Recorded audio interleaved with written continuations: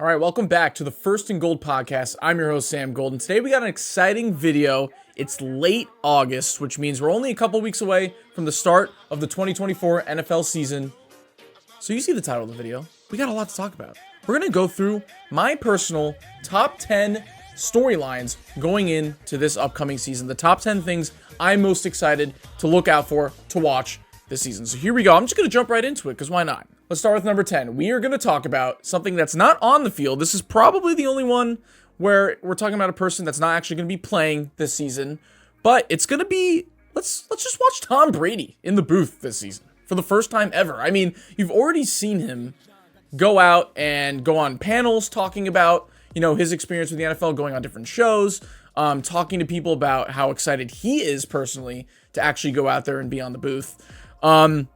And actually, just this past Saturday, he was in New York City at the Javits Center at the Fanatics event. And just the way he was explaining certain things, talking about his top 5 quarterbacks in the NFL. And, he's not one of these guys who just wants to, get something out there quick, get clicks, just talk about whatever, piss people off. Like, you know how much he truly cares about the game and how in depth he really wants to get into it. And every time I listen to Tom Brady talk about something new, I'm learning 100 new things. Like, he really just knows what he's saying, like him or not, on or off the field. Like, this guy is going to be talking about, like, he's going to be all the good parts of 2017 Tony Romo times 100. Like, that was, by the way, I'm only mentioning Tony Romo because that was like the only time he wasn't insufferable. I'm kind of sad Greg Olsen got demoted from the Kevin Burkhardt duo on Fox. But if you're going to replace him with somebody, it looks like Tom Brady's 100% the right choice right now, because he's already coming out firing with his opinions and his in-depth, reviews of the NFL, and just his knowledge. I mean, if you're an NFL fan, there's nothing you want more than to soak up the knowledge of what everybody presumes to be the GOAT. Like, it's going to be so exciting to see what he says. His first game is Browns-Cowboys at 4 o'clock, week 1. So I'm just going to be looking out for that the entire season. I think he's going to do a great job, and I'm excited. Our number 9 storyline, I just put NFC South. I feel like that's the division this year that not a lot of people are talking about, but I think will be more interesting than people really think. Because, first of all, look, the Panthers, I know I just said the NFC South as a whole, but let's be honest, the Panthers are probably not going to be talking about too much this season. Unless Bryce Young goes out there and proves something more. I mean, look, we already talked about our record predictions. I don't have high hopes for the Panthers at all. So we're going to skip them for now. But with the Bucks, Falcons, and Saints, I don't know. I have the Saints going 5-12. I'm picking their floor. I don't like the Saints at all. But, like, there's so many storylines with the NFC South. Baker Mayfield came out of nowhere last year with the Bucks, took them to a playoffs, and won a playoff game at home against the Eagles. Arthur Smith's gone. Many people hated Arthur Smith, including me as a Bijan owner in fantasy. We all know that. Al, this week I'm not going to make you put up the Bijan clip. Don't worry. You guys can just go watch on our channel. But yeah, going back to the Falcons, Arthur Smith's gone. Raheem Morris is the new coach. And then the big one, they paid Kirk Cousins a lot of money. He just came off of an injury, a season-ending injury. I believe he's 35 years old now. I don't see how Kirk Cousins can play up to the level he used to. But the NFC South is so up for grabs that the Falcons have a good enough roster where if Kirk Cousins just isn't like 2021 Colts Matt Ryan, or was it 2022? I forget which year. I think it was 2022 actually. But if he's just not that, like, they're going to be competitive. The Bucs are going to be competitive. I am so curious to see what Baker Mayfield does in his second season in Tampa. They just lost Dave Canales, their offensive coordinator, to the Panthers. So it's the same division. That's going to make it more interesting. There's going to be some revenge games there. Let's see, how Dave Canales improves the Panthers, and then how Baker Mayfield makes up for his loss, not being on the team. So I think it's just going to be super competitive. I'm interested to see what the NFC South does. And can the Bucs win the NFC South for the 5th time in a row? It doesn't seem like that, but if they do it, that's the 5th time in a row. Number 8, I have, will the Philadelphia Eagles continue their collapse, or was it just a fluke from last year? Now, if you guys don't know what I'm talking about, they started, I believe, 10-1 last season, and then ended 11-6. They were the worst defense in the league, almost of all time down the stretch. Their secondary was terrible. Their play calling was bad. Jalen Hurts looked, he just didn't look comfortable in the pocket. That was really all season, to be honest. Their offense just looked off, and they were just not winning games. And then they got blown out by the team we just talked about in the Bucs in the wild card round. So, I've talked about the Eagles a few times this offseason, saying if they start off 2-3, 3-4, even 0-2, like if they, look, I'm not going to be surprised if the Eagles lose to the Packers in Brazil on Friday night, week 1. But if they go back in their home, their home opener on Monday Night Football against Kirk Cousins in primetime, the Falcons, and lose that game, the vibes are going to be so off. It just feels like a collapse waiting to happen, or waiting to continue, I guess, because that's what the whole prompt is. Is it going to continue, or is it a fluke? I don't know. That's what I'm super interested in seeing, because just 2 years ago, the Eagles were a Super Bowl team. Jalen Hurts was a top 5 quarterback. They were one of the best offenses in the NFL. I'm kind of interested to see what that front 7 does. I feel like those Georgia guys that they drafted haven't all lived up to expectation yet.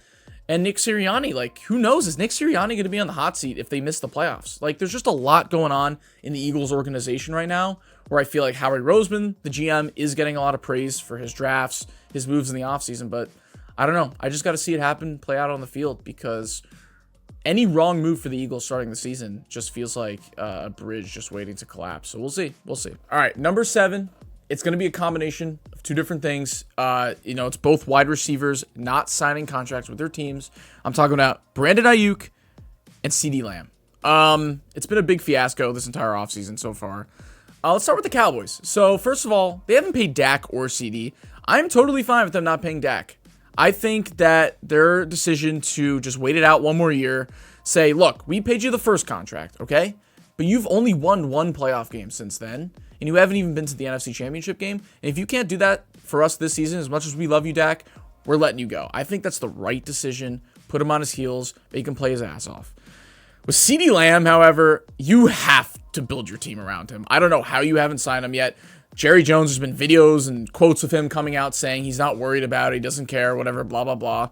CeeDee Lamb kind of reacting back like, oh, really? Okay, cool. And then he changes his Twitter bio to him and Marquise Brown back in college, them together. And then people thought CeeDee Lamb was going to go to the Chiefs, which is like, okay, calm down. We don't have enough money for that. But, I just think a pissed off CeeDee Lamb on a team that's already had a bad offseason is just a recipe for disaster. So I'm interested to see how that works out.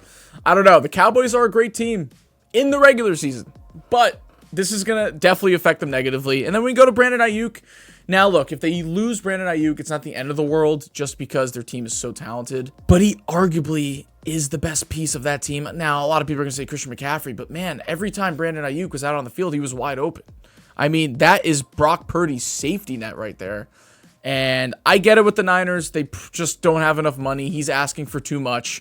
There's been so many rumors the last few weeks, Brandon Ayuk going to the Patriots, going to the Browns. And then the biggest one now, they already have a deal in place, just both sides haven't completely agreed to it yet, which is Brandon Ayuk to the Steelers.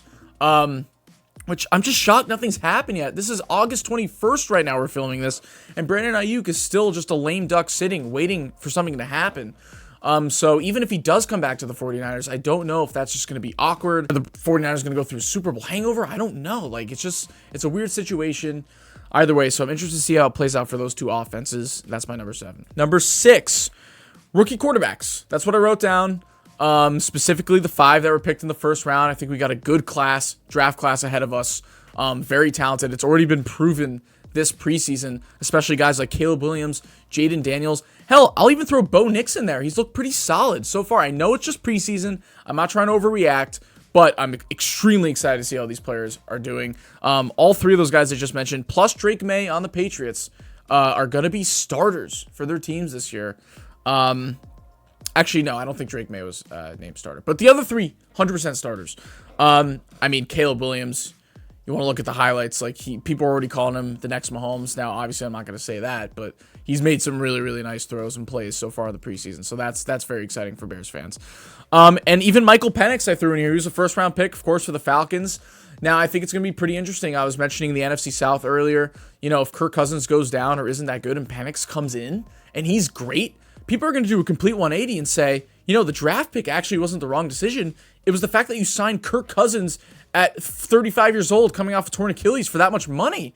So that's a big storyline right there to see if Michael Penix comes in at all this coming season. So, yeah, definitely excited for this rookie class. It feels like it's going to be stacked. Now, that's just me being optimistic, but, I'm excited. And then we hit our top 5. Here we go. Number 5. Will the the recently highly paid quarterbacks, prove their worth? Now, I'm not going to mention guys like Jordan Love. We'll get to him later. But I'm talking about the guys who were definitely overpaid. I mentioned Daniel Jones. He actually got paid last offseason, but I feel like I have to mention him. And then I have Tua and Trevor Lawrence on this list. Now, if I can pinpoint a guy that I'm 100% certain is not going to live up to his contract, he already has not. It's Daniel Jones. I've ragged on Daniel Jones for 2 years at this point. I'm sorry. You could even go back to the preseason. I know I said I don't want to overreact, but he threw a pick six in the Texans' end zone. What are you doing? I mean, he looks terrible. I don't think he's going to pan out at all. And then you go to Tua and Trevor. Sure, they're good quarterbacks. Fine. Trevor Lawrence won a playoff game for them. But I've said this before. I've said this many times this offseason. I think Trevor Lawrence is just Derek Carr with nice hair until proven otherwise. I'm sorry. And then Tua, fine. He's great. Sure. He's very good for the Dolphins. He led the league in passing last year. But how much is that of his offense and Mike McDaniel's scheme really just carrying him right now?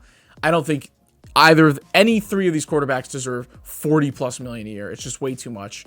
But look, they could totally prove me wrong, which is why I have them at number 5 on this list. We will see what happens this season and how they pan out after getting these contracts. And then number 4, this kind of ties back to a video I had back in May when the schedule release came out. And I just put big matchups, big game matchups, whether it's rivalries, revenge games, primetime, divisional matchups. You know, I have a few examples here. Obviously, the season opener is going to be awesome. Chiefs versus Ravens. Ravens looking for revenge. Chiefs dropping the banner. Chiefs versus Bengals. You got, your divisional matchups, your Cowboys-Eagles rivalries, your 49ers, Rams, your Steelers, Ravens, Detroit versus LA. Rams versus Lions, Matthew Stafford versus Goff. Once again, that was the wild card matchup last year. I'm very excited for that. It's Sunday Night Football Week 1. You got San Francisco, Dallas, another classic matchup. I even put Denver versus Pittsburgh on here, which, that game's probably not going to be that good, but, I'm interested to see Russell Wilson against Denver again. Why not? Why not throw that in there? So there's going to be a lot of great matchups this year. I'm excited for the schedule. So that's my number 4. And then the top 3, here we go. Coming in at number 3, we have, this is why I saved this name for this one. I have Jordan Love and CJ Stroud. Are they going to prove to be the next big thing this season? Now, as you guys know, if you've been listening, I definitely think these are the next 2 big quarterbacks. Not only do I have the Packers making the Super Bowl next year, but I have CJ Stroud winning MVP. I already think CJ Stroud has top 3 potential. I've said this many, many times. He reminds me of Mahomes. He reminds me of Burrow. He's so talented. He's got a great team around him. All the pieces they added this offseason. D'Amico Ryans is great. And then you go to the Packers as well. One of the youngest teams in the NFL. One of the youngest offenses. Explosive. Jordan Love looked great in the second half last season.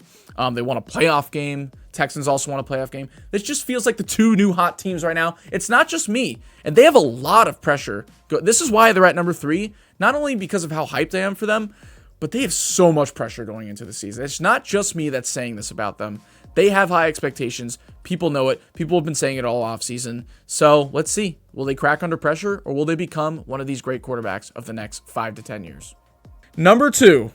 It's another quarterback theme. I'm going the injured quarterbacks from last year coming back. How are they going to do this season? Now, the 2 biggest names, I have 4 names down, but the 2 biggest names, Aaron Rodgers, Joe Burrow. Now, Aaron Rodgers, I've said this a million times. I don't want to joke about it. I know it's not funny, but it would be like just a tiny bit funny if it actually happened, if he got hurt in the Monday Night Football game against the 49ers in week 1. I don't know. No, I do.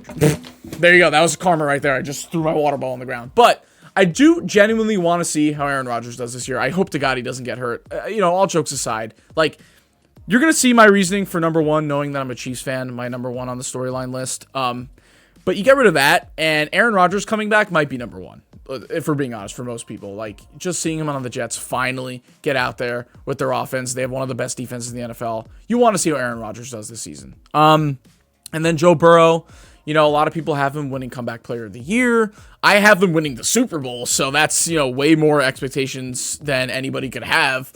Joe Burrow feels like they've been disrespected, forgotten about this offseason. He's going to be coming back with a vengeance, full steam ahead, just on fire, if their team's healthy especially.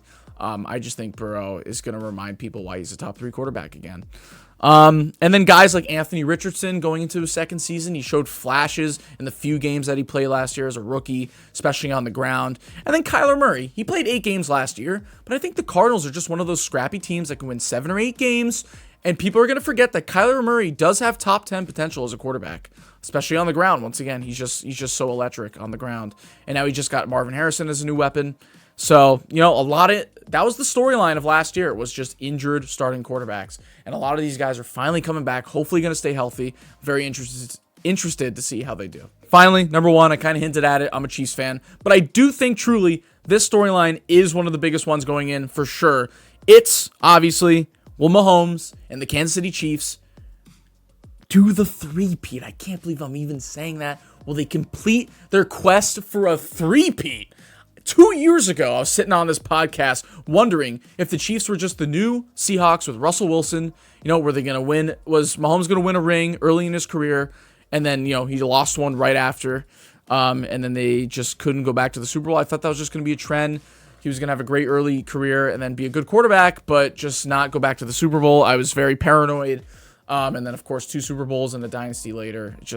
We're here right now. They could actually do this. They are one of the most well-equipped teams to actually go out and three-peat. This has never been done before. They would be making history. It'd be the first time in the Super Bowl, the modern Super Bowl era. The only team, I believe, that's ever actually three-peated was the Packers, where they won the NFC Championship game, and then they won the first 2 Super Bowls the year after. So, this will be the first time you actually win 3 Super Bowls in a row. Only a few teams throughout NFL history have actually had the opportunity to do this. I mean, you got Mahomes, you got Andy Reid, you got Spagnuolo, you got Travis Kelce, great offensive line, top 10 defense, Chris Jones. I mean, that's more than you can ask for. So, as a Chiefs fan, of course, I'm extremely hyped. But just as an NFL fan, it's cool to see a team with an opportunity to do this. I know a lot of people despise the Chiefs, whatever. They don't want them to win. I understand that, of course. But you got to admit, if they do it, it's pretty freaking cool. I mean, to three-peat, it's never been done before. It's like the Michael Jordan of the NFL right there. So that's definitely my number one storyline going into the NFL season. We're 2 weeks away. Tomorrow we are 2 weeks away. I can't believe we're doing this. We're already midway through the preseason. We're right here, guys. I'm so excited. So there's my top 10 storylines. And please comment down below if you guys have any other storylines you think I missed, or if you want to add on an opinion to anything that I've said. We love interacting with you guys. Yeah, so please comment down below, like and subscribe. Don't forget. Follow us on TikTok and Instagram at First and Gold Pod. But yeah, first and foremost, thank you guys for listening. Please look out this Friday, August 23rd at 8:30 p.m. as well on our socials. We're going to be posting a link. We're going to be live streaming our fantasy draft. It's going to be me. It's going to be producer Al, a bunch of our friends. It's going to be tons of fun. So if you guys want to tune in and watch that as well, Friday, August 23rd at 8:30 p.m., be there. But yeah, that's it. We'll see you guys next week for our next video. Thank you for listening. Goodbye.